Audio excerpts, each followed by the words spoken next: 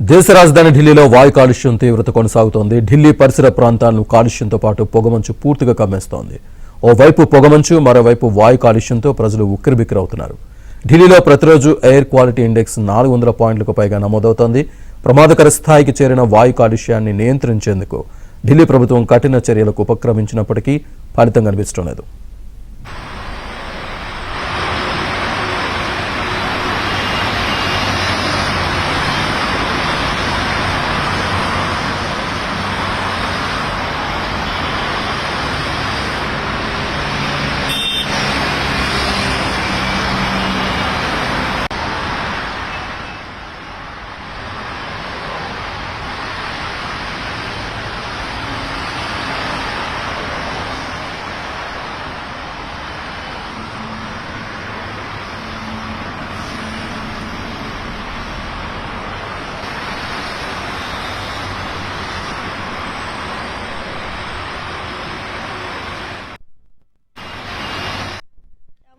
Delhi weather అనేది చాలా చలిగా ఉంది, మళ్ళీ మంచుగా కూడా ఉంది.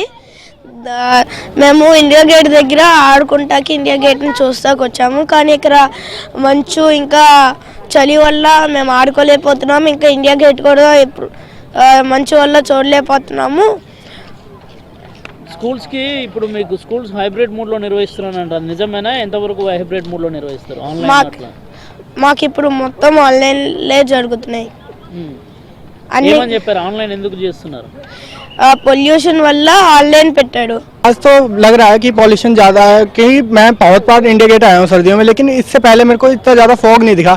मैं जब घर पे भी सुबह 7 बजे उठा तो मेरे कुछ अपने मतलब 10 मीटर के पास तक कभी नहीं दिख रहा था.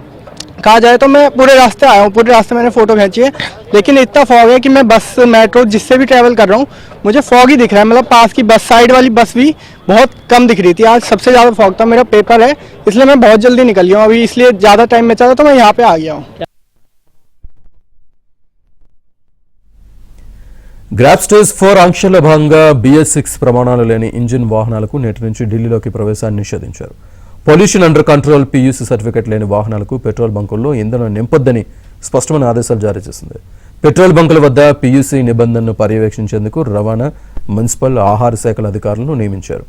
ఇప్పటికే ఏర్పాటు చేసిన ఆటోమేటిక్ నంబర్ ప్లేట్ రికగ్నిషన్ కెమెరాల ద్వారా PUC లేని వాహనాలను సులభంగా గుర్తించనున్నారు. ఇప్పటికే ఢిల్లీలో ప్రాథమిక పాఠశాలకు ప్రత్యక్ష తరగతులను నిలిపివేయగా కార్యాలయాలు 50% సిబ్బందితో పనిచేయాలని ఆదేశాలు జారీ అయ్యాయి.